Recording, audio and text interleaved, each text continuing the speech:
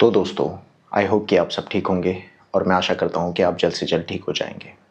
दोस्तों, अगर मैं आपसे कहूँ कि मेरी सारी मेडिकल रिपोर्ट नॉर्मल थी, फिर भी मुझे ऐसा लगता था कि जैसे मुझे कोई बहुत बड़ी बीमारी हो गई है जिसकी वजह से मैं मरने वाला हूँ।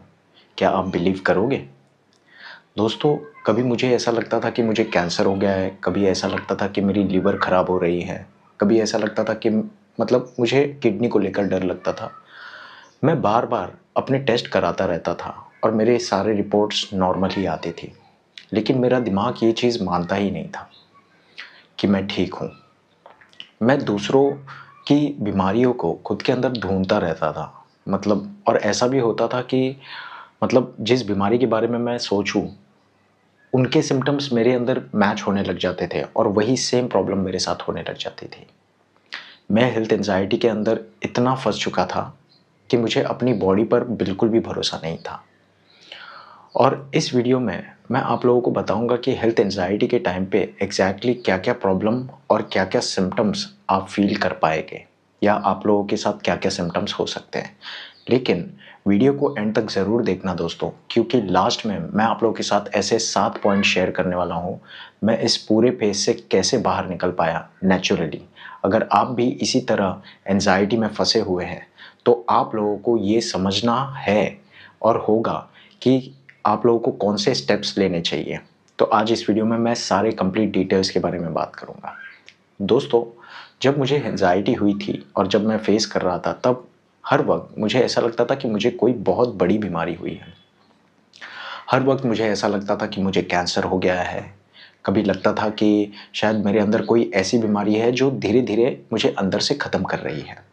और सबसे डरावनी बात ये थी कि शायद डॉक्टर भी इस प्रॉब्लम को नहीं ढूंढ पा रहे हैं, क्योंकि मेरे सारे रिपोर्ट्स नॉर्मल आते थे और डॉक्टर जो है वो मुझे ठीक है ऐसे ही बोल देते थे और मेरी सारी रिपोर्ट्स नॉर्मल आती थी। लेकिन मेरा दिमाग ये मानने के लिए बिल्कुल भी रेडी नहीं था कि मैं ठीक हूँ। मैं बार बार अपने टेस्ट कराता रहता था और एक बार तो मुझे ऐसा लगा कि मेरे लीवर में कोई प्रॉब्लम है, मुझे ऐसा डाउट हुआ। तो मैंने अपने लीवर के बारे में सर्च किया और फिर मैंने टेस्ट कराया। तब मेरी रिपोर्ट जो है वो बिल्कुल नॉर्मल आई।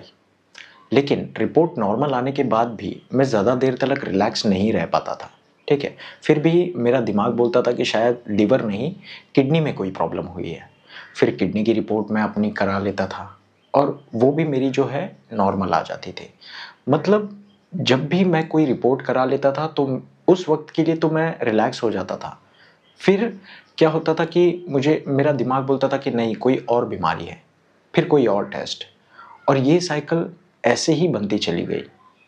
शुरुआत में मुझे पता नहीं था, क्योंकि मैं समझ ही नहीं पा रहा था कि ये मेरे साथ क्या हो रहा है, क्योंकि पहली बार मैं ये सारी चीज़ें फेस कर रहा था अपनी लाइफ में। बार बार टेस्ट कराना, बार बार अपनी रिपोर्ट्स जो है वो नॉर्मल आना, और फिर अंदर से ये फील रहना कि शायद कुछ गड़बड़ है। सब कुछ नॉर्मल आने के बाद भी मुझे ऐसा लगता था कि कुछ तो गड़बड़ है। ठीक है, और सबसे अजीब बात ये थी कि दोस्तों, मैं दूसरों की प्रॉब्लम को खुद के अंदर ढूंढता था, दूसरों की बीमारियों को खुद के अंदर ढूंढता था। और किसी के बारे में मैं सुन लेता था कि कोई बीमार है तो वो तुरंत मैं अपने अंदर सिम्टम्स चेक करने लग जाता था। लेकिन अजीब बात यह है ना दोस्तों, कि वो कभी कभी जिस बीमारी के बारे में हम सोचते हैं वही बीमारी हमारे साथ होने लग जाती है। तो ठीक वैसे ही मेरे साथ हुआ। मैं जिस बीमारी के बारे में भी सोचता था, वो सारी बीमारियां मेरे अंदर जो है वो दिखनी शुरू हो जाती थी। उस वक्त मुझे समझ नहीं आता था कि मेरे साथ हो क्या रहा है। हर वक्त बस मुझे बीमारियों का डर सताता था। हर वक्त ऐसा लगता था कि नहीं, कुछ तो बहुत बड़ी बीमारी है, या शायद मैं बचूंगा नहीं। धीरे धीरे वो बीमारी जो है इतनी बढ़ जाएगी कि एक मोमेंट आने के बाद मैं मर जाऊंगा। आज लगता है कि ये प्रॉब्लम क्या थी। कल तक मैं बिल्कुल सही था और अचानक ये सारी चीज़ें क्या हो रही है मेरे साथ। और फिर अचानक मेरा दिमाग फिर से वही साइकिल में रिपीट करना कि मेरे बारे में मुझे क्या हुआ है, क्या नहीं हुआ है, और कौन सी बीमारी ऐसी हुई है। और किसी की डेथ की न्यूज़ भी मैं सुन लेता था उस वक्त, तो मैं बहुत ज़्यादा डर जाता था। मेरा दिमाग तुरंत जो है अ, उन सारी चीज़ों के बारे में सोचने लग जाता था। और ऐसा मुझे सिग्नल मिलता था कि बस अब मैं मर जाऊंगा। मुझे हर वक्त अपनी बॉडी को लेकर एक फियर लगातार बनी रहती थी। अपने बॉडी के अंदर क्या हो रहा है, क्या नहीं हो रहा है, मैं सारी चीज़ें नोटिस करता रहता था। और एक बात है जो मैं आप लोगों को बताना चाहता हूँ कि मैं कई कई बारी अपने आप को मिरर के सामने खड़ा होकर खुद को देखा भी करता था और कंफ्यूज हो जाता था।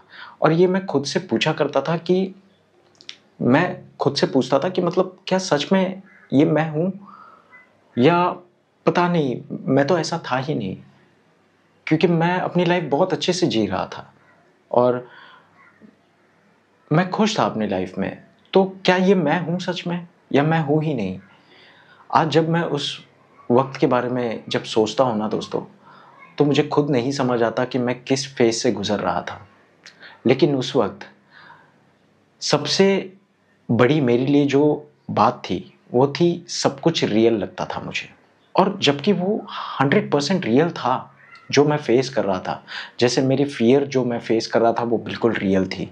जैसे मैं कंफ्यूज था वो भी बिल्कुल रियल थी। और जो हम बिल्कुल मोटिवेट नहीं रह पाते, बिल्कुल होपलेस रहना शुरू कर देते हैं, वो भी बिल्कुल रियल थी दोस्तों।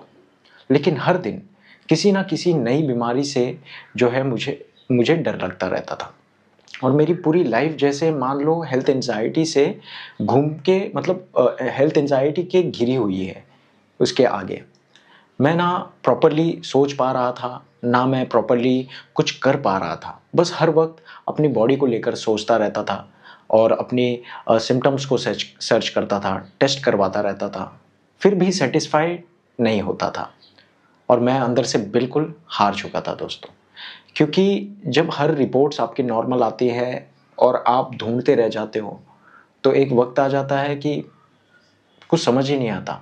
फिर हार मानने के अलावा कुछ नहीं बचता हमारे पास। एक वक्त ऐसा भी आया था जब मैं भगवान से कहता था कि भगवान, जब इतना इतना मुझे तड़पाने से अच्छा है कि आप मुझे मार ही दो। क्योंकि मैं समझ ही नहीं पा रहा था कि मेरे साथ हो क्या रहा है। मैं ये इसलिए नहीं कह रहा था कि मेरी ज़िंदगी से मुझे नफ़रत थी, नहीं, मुझे मेरी ज़िंदगी से प्यार थी और मुझे इससे बाहर निकलना था। लेकिन मैं बस उस पेन से थक चुका था जो मैं हर रोज़ तड़प रहा था, हर दिन तड़प रहा था। पूरे 1.5 साल तक मैं तड़पा हूँ। मुझे समझ ही नहीं आ रहा था कि मेरी रिपोर्ट्स नॉर्मल है, तो भी मुझे डर क्यों है? मैं ये सारी चीज़ें सोचता था। मैं ये भी चीज़ सोचता था कि इतने लोग हैं जिन लोगों को एक्चुअली में किडनी की प्रॉब्लम होती है।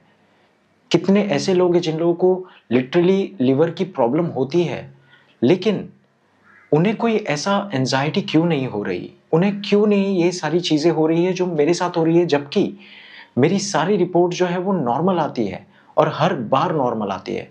फिर ऐसा क्यों मेरे साथ हो रहा है? मैंने ऐसा क्या गलत किया था जो मैं इस प्रॉब्लम में फँस गया, या भगवान ने मुझे इस प्रॉब्लम में डाल दिया? मैं तो हमेशा दूसरों की मदद करता था, हेल्प करता था। फिर मेरे साथ ही ऐसा क्यों हुआ? ये क्वेश्चन मेरे दिमाग में बार-बार आते थे और धीरे-धीरे मेरी कॉन्फिडेंस जो है वो बिल्कुल टूट सी गई थी। सच बता रहा हूँ दोस्तों, जब अगर आपके साथ ये सारी चीज़ें हो, तो हर दिन एक टूटने के समान लगता है, जैसे कि अब कुछ नहीं बचा लाइफ में। जो कॉन्फिडेंस मुझे अपनी बॉडी को लेकर पहले था, जो कॉन्फिडेंस था कि मैं बिल्कुल हेल्दी हूँ, मैं बिल्कुल नॉर्मल हूँ, सब कुछ ख़त्म हो गया था उस वक़्त। मुझे अपनी बॉडी पर पूरा ट्रस्ट जो है वो टूट चुका था। और शायद हेल्थ एंजाइटी की सबसे पावरफुल चीज़ मेरे लिए ये थी कि मैं अपनी बॉडी से और अपने दिमाग से बिल्कुल हार चुका था। और मैं अपनी बॉडी और अपने ब्रेन के, मतलब ये दोनों चीज़ें मेरे खिलाफ हो गई थी। मैं बस एक ही चीज़ चाहता था कि कोई मुझे समझा दे कि मेरे साथ एक्चुअली क्या हो रहा है। क्योंकि उस वक़्त मैं बहुत सारी चीज़ों में उलझ गया था, बहुत कन्फ्यूज़ हो गया था कि मुझे हो क्या रहा है। लेकिन उस वक़्त इसका जवाब मुझे नहीं मिला दोस्तों, ना ही किसी ने मेरा साथ दिया।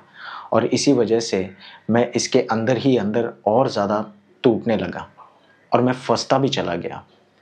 लेकिन अब मैं आप लोगों को 7 ऐसी चीज़ बताऊँगा जिससे मुझे हेल्थ एंजाइटी से बाहर निकलने में बहुत ज़्यादा हेल्प मिली। दोस्तों, अगर ये आप कंसिस्टेंटली करते हैं तो आपके अंदर भी इम्प्रूवमेंट हो सकती है। ठीक है, तो बिना कोई टाइम वेस्ट किए वो सातों पॉइंट्स मैं आप लोगों को बता देता हूँ। सबसे पहला पॉइंट है दोस्तों कि हर सेंसेशन को डिसीज मत समझो। मेरे लिए सबसे पहली लर्निंग यही थी कि मैं अपनी बॉडी को जो है ना, मतलब कुछ भी हो जाए तो मैं डेंजरस डिसीज बना लेता था कि मुझे कोई बहुत बड़ी बीमारी हो गई है, और मैं हर सेंसेशन को इमिडिएटली सीरियस लेने का जो है डिसीजन ले लेता था, जो कि गलत थी। ये आपको कम करना चाहिए। दूसरी चीज़ है बॉडी को बार बार जो है चेक करना। कई कई बारी हम बॉडी को स्कैन करते रहते हैं, हाथ को चेक करते हैं, हार्ट बीट को चेक करते हैं, मिरर के सामने जाकर चेक करते हैं, खुद को बोलते हैं, खुद को रिपीट करते हैं।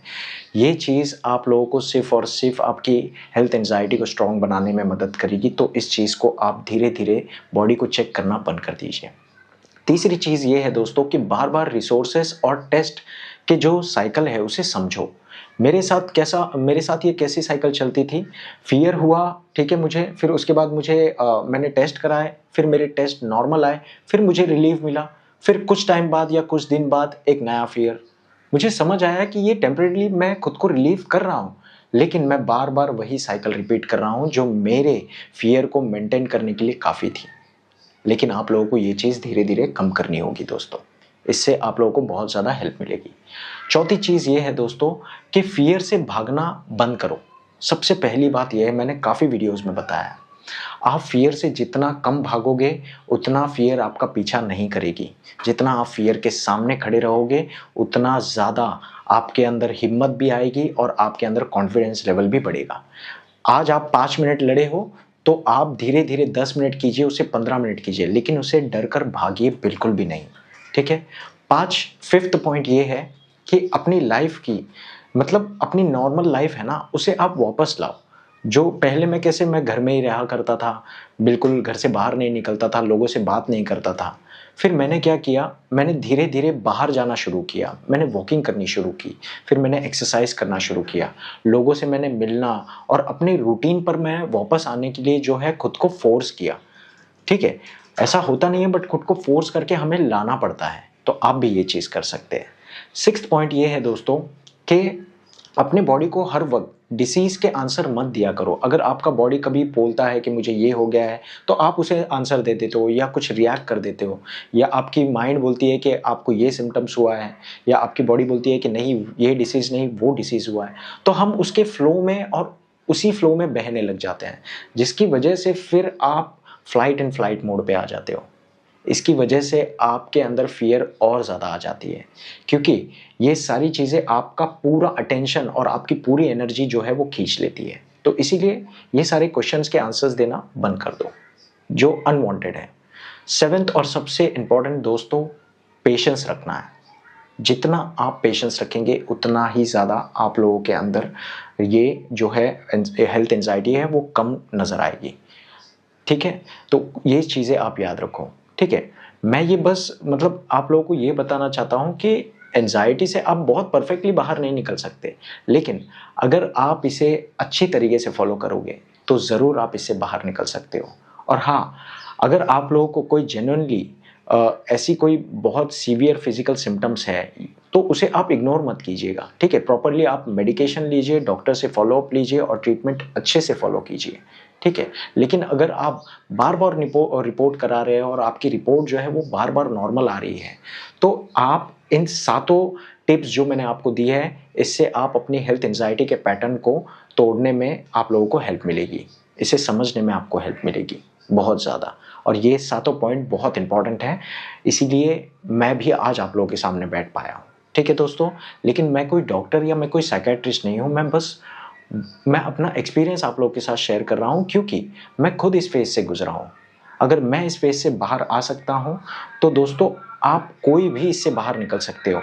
लेकिन याद रखना है कि सक्सेस एक रात में नहीं मिलती, आप लोगों को बहुत मेहनत करना होगा। तो बस हिम्मत मत हारिए और लड़ते रहिए कंसिस्टेंटली, हर दिन मेहनत कीजिए। Thank you so much for watching this video दोस्तों। अपना ध्यान रखिए और सुरक्षित रहिए। मैं जानता हूँ कि ये वीडियो काफ़ी लंबी हो गई है, लेकिन जो अंत तक बना रहेगा उसे ही इसके सारे ट्रिक्स एंड टिप्स मिलते जाएंगे। Thank you so much for watching this video दोस्तों। अपना ध्यान रखिए और सुरक्षित रहिए।